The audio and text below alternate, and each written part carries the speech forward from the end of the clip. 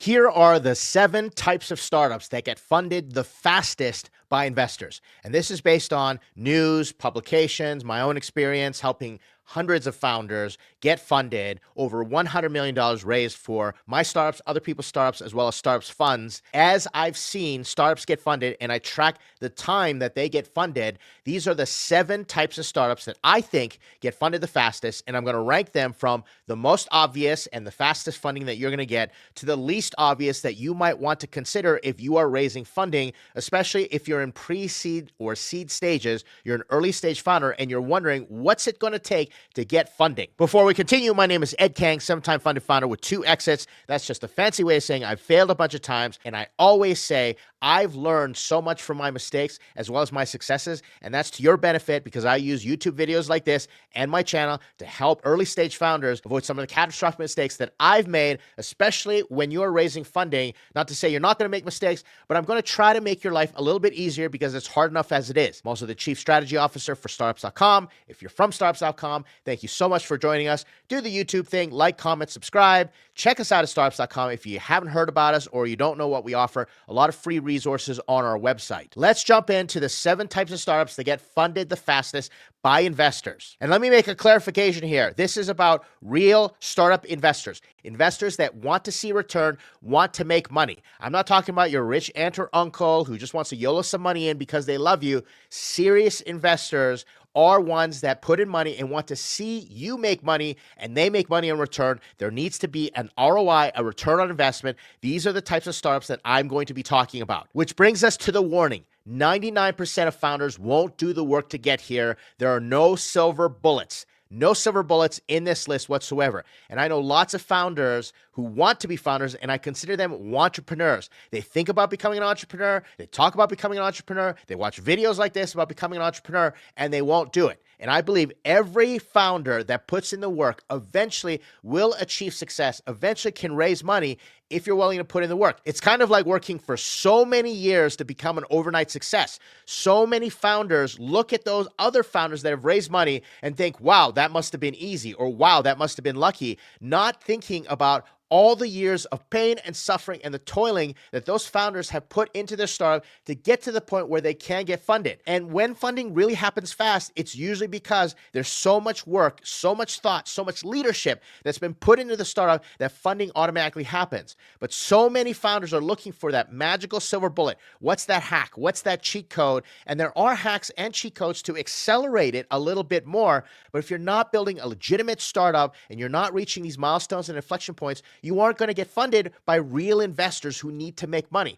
So this is that warning for you as you look through these things and eliminate 99% of founders are not going to do the work. But the 1%, those are the ones that we want to work with, that I want to hang out with, and those are the founders that super get me excited, and I see them every day at Startups.com. It's super exciting. Let's jump into this list. The first is pretty obvious, profitable and scaling for exit. I'm not going to talk about this a lot. This is the startup that is on its way, it's on the tracks, and maybe has filed your regulation, your S1s for going public, or maybe you've got a company that wants to acquire, all these inquiries are coming in for acquisition, and you're profitable, you can show the numbers, and you are still scaling, and you need that money to get to scale so you can get a better exit. Well, that's a no-brainer. You're going to get investment. The next startup is product market fit has been achieved. And let me explain what product market fit is, because most founders don't understand. Early stage founders or early first-time founders don't really understand what product market fit is. They think, oh, people like my stuff. It's not just about that. They think, oh, it's about growth.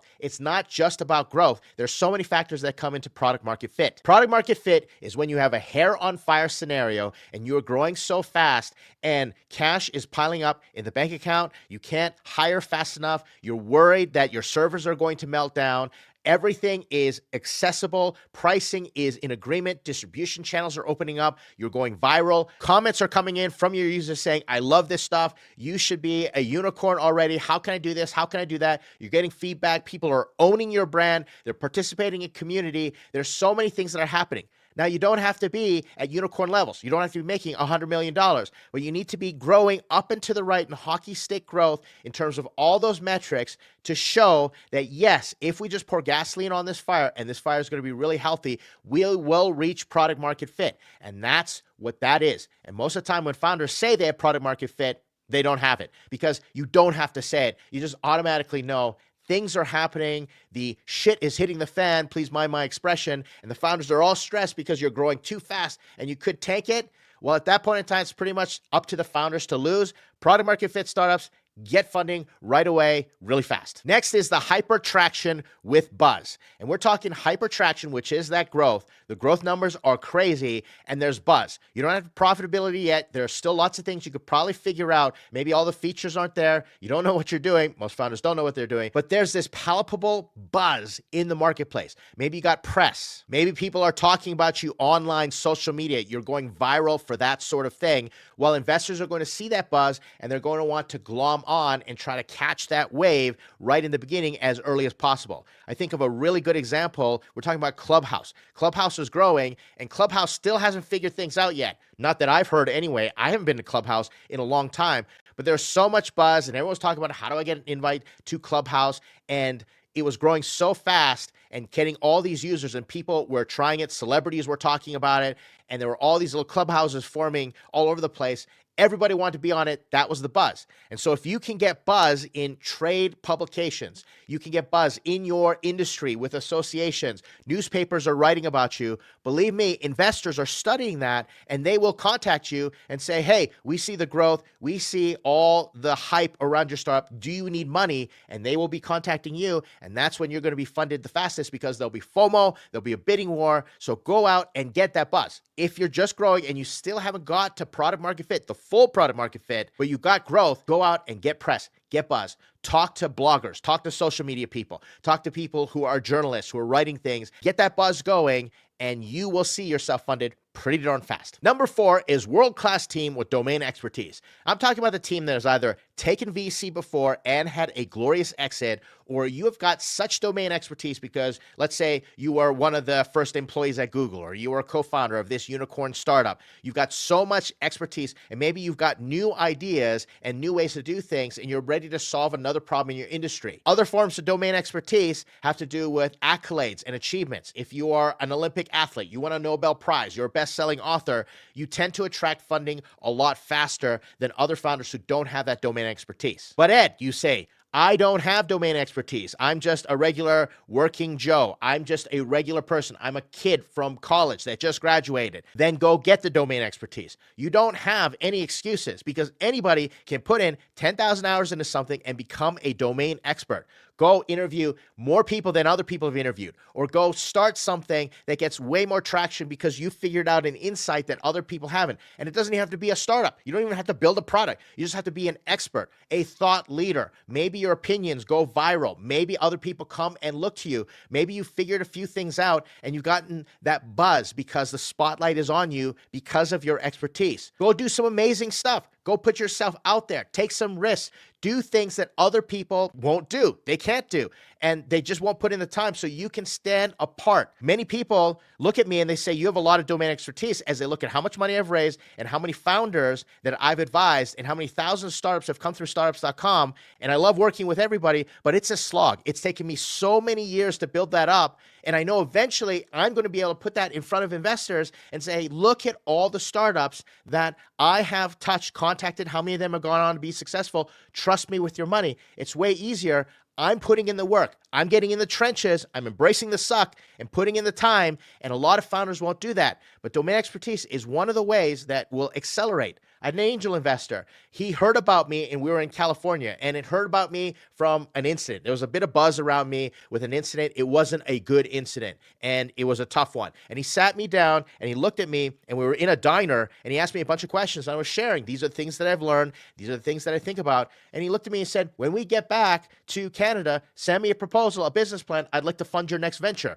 We didn't even know what he was going to fund. I gave him a few ideas, but he said, think about it. And I went back, did the work, and I got angel funding. That is a fast way to get funding. Have the domain expertise, get some experience, talk about it, impress those investors of what you're learning and what you're doing, and you're going to be there. Number 3 is don't need and don't care about funding. Tell you a story. I had a founder and was advising him, and he was profitable in 3 months. Last I talked to him, and this was a few years ago, he had 40 million users. Profitable And he just didn't need money. Every week he was telling me a VC, a private equity company, was calling him and saying, do you need money? Take our money. Please take our money. And he didn't need that money, and he didn't care about the money. And this comes down to bootstrapping, everyone. If you can bootstrap as long as possible and you don't need the money, like I had a conversation with a couple of founders for our YouTube Angel Investment Fund, and I said, how much runway do you need? Or how much runway do you have? And they're like, unlimited, because we're making money and we can live off of it. We can use money to do hyper growth, but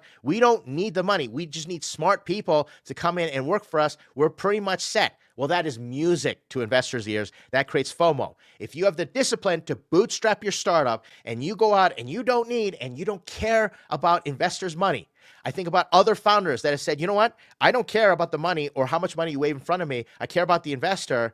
And that creates a bidding war. FOMO starts to happen.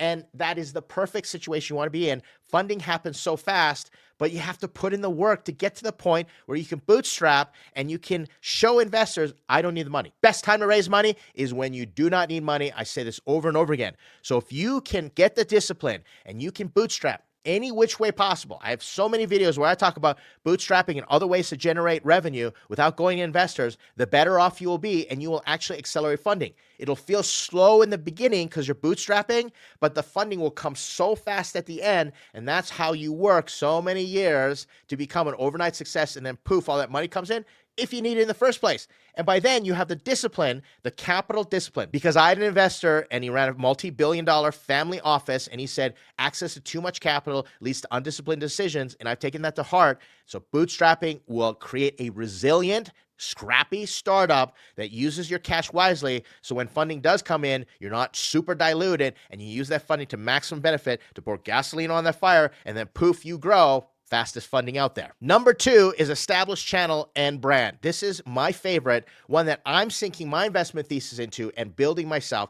This is my hypothesis for 2025 and beyond. I believe that founders that can establish a brand and create a channel where they've got users already and customer acquisition goes to zero, they're going to be funded a lot faster than other founders. Case in point, I know a founder who had a $3 million commitment for investment even before the product was done because they had millions of followers on Instagram and they were engaging with their customers. That was an established brand. It was an established channel. I know of another founder that got investment from a very prominent venture capitalist, a partner, and said, you know what? I don't know what you're going to build, but I'm going to invest in your channel, and I want X% of everything that you make through the channel. I don't care what products you sell. I don't care what it is. If you're out there and you've got a channel and you've got so many people who want to hear from you, who want to buy from you because you've got recommendations, well, it doesn't matter what product you come up with because you're listening to them, you're listening to what they need. Don't you think an investor is going to say, hey, I'm willing to fund that and see if you can sell, because you will have this channel and you'll keep selling into it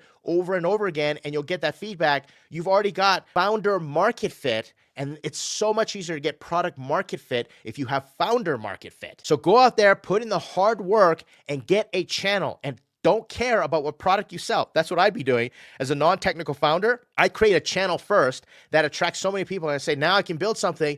Do you know how many technical founders would come and say, let me partner with you? I will build it because you have the channels to sell it. Because if you're not building, you're selling. And channels and brands sell your startup. And investors know this. Investors understand distribution is so hard. Anybody can develop anything. Anybody can code. There's so many developers and technical people who've been laid off in the last year, and they're building stuff, but they'll never sell it. And the ones that can sell it and understand sales, well, those are the amazing founders, and they get funded the fastest. Trust me, I've seen it, and I'm working on it. I'm going to prove it to you. Stick around with my channel, subscribe if you haven't already, and watch us do it in 2025.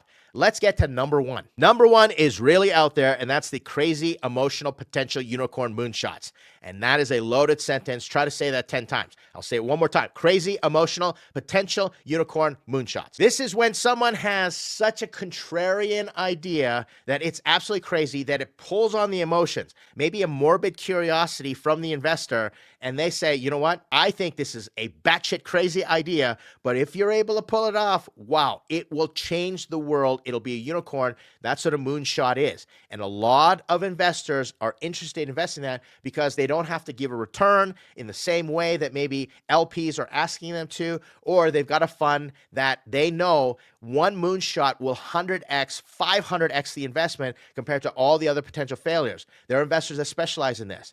But also, there are investors, they get emotionally attached to a certain problem and a solution, and they say, wow, I'm looking for something so unconventional, so contrarian against the grain that I'm willing to fund it. And you've got all these grants and prizes and competitions to say, we are looking for the craziest idea. And you know what a lot of funding is when it comes to this? Government. Trust me, government's got these funds for crazy ideas, as well as founders who have exited and who've got a lot of money and who are sitting there and saying, you know what, I want to push the envelope in a specific industry. Maybe they create a micro VC fund that's got a lot of money and it doesn't have the same rules and regulations and the shackles from LPs. They say, I just want to fund crazy ideas because what else am I going to do with my money? It's the same reason that investors, a lot of them do venture philanthropy or just plain old philanthropy. Look at Warren Buffett. I think he just did a $1.5 billion donation to a charity that is trying to change the world that he believes in. He did that with his kids. And so a lot of investors want to see the world get changed, and they will fund moonshot ideas if you can pull at those emotional heartstrings. It has to be crazy, and you have to show a lot of potential. You have to show that you can pull it off. You have to show a lot of validation, ideation, customer discovery. So it is not easy, but if you're that type of founder and you've just got this crazy, insane idea, trust me, there are investors out there for you, and they will fund you if you can get to them and you can prove to them that this could be a potential unicorn and it's a moonshot. But holy cow, will the world change and will everybody get rich if you get that? That's it for my list. Let me know what you think. If you think of any other startups that should be on this list, let me know. I'm just talking from my experience. I hope this has been helpful. Watch the other videos on the screen. Got lots of information. I look forward to bringing more stuff like this to you. Appreciate all the time that you spent with me. Thanks again. I'll see you in the next video.